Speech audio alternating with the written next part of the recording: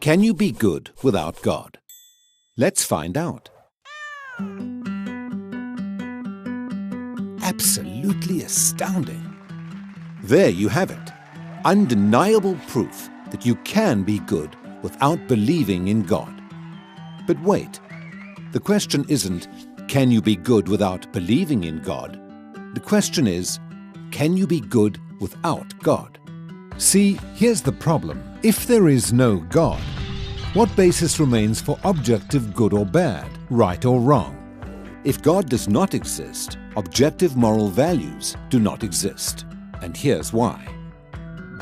Without some objective reference point, we have no way of saying that something is really up or down.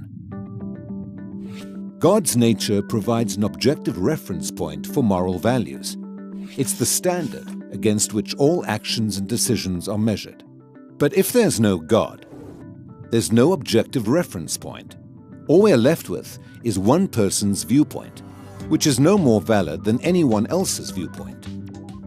This kind of morality is subjective, not objective. It's like a preference for strawberry ice cream. The preference is in the subject, not the object. So it doesn't apply to other people. In the same way, subjective morality applies only to the subject. It's not valid or binding for anyone else. So, in a world without God, there can be no evil and no good, nothing but blind, pitiless indifference. God has expressed His moral nature to us as commands. These provide the basis for moral duties. For example, God's essential attribute of love is expressed in His command to love your neighbor as yourself. This command provides a foundation upon which we can affirm the objective goodness of generosity, self-sacrifice, and equality. And we can condemn as objectively evil greed, abuse, and discrimination. This raises a problem.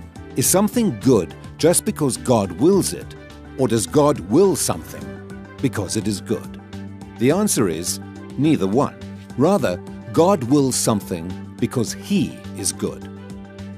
God is the standard of moral values, just as a live musical performance is the standard for a high-fidelity recording.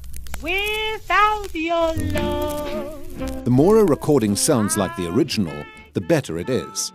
Likewise, the more closely a moral action conforms to God's nature, the better it is. But if atheism is true, there is no ultimate standard. So there can be no moral obligations or duties. Who or what lays such duties upon us? No one. Remember, for the atheist, humans are just accidents of nature, highly evolved animals. But animals have no moral obligations to one another. When a cat kills a mouse, it hasn't done anything morally wrong. The cat's just being a cat. If God doesn't exist, we should view human behavior in the same way. No action should be considered morally right or wrong. But the problem is, good and bad, right and wrong, do exist. Just as our sense experience convinces us that the physical world is objectively real, our moral experience convinces us that moral values are objectively real. Every time you say, "Hey, that's not fair, that's wrong, that's an injustice," you affirm your belief in the existence of objective morals. We're well aware that child abuse, racial discrimination, and terrorism are wrong for everybody, always. Is this just a personal preference or opinion? No. The man who says that it is morally acceptable to rape little children is just as mistaken as the man who says 2 + 2 = 5. What all this amounts to, then, is a moral argument for the existence of God. If God does not exist, objective moral values and duties do not exist. But objective moral values and duties do exist. Therefore, God exists. Atheism fails to provide a foundation for the moral reality every one of us experiences every day.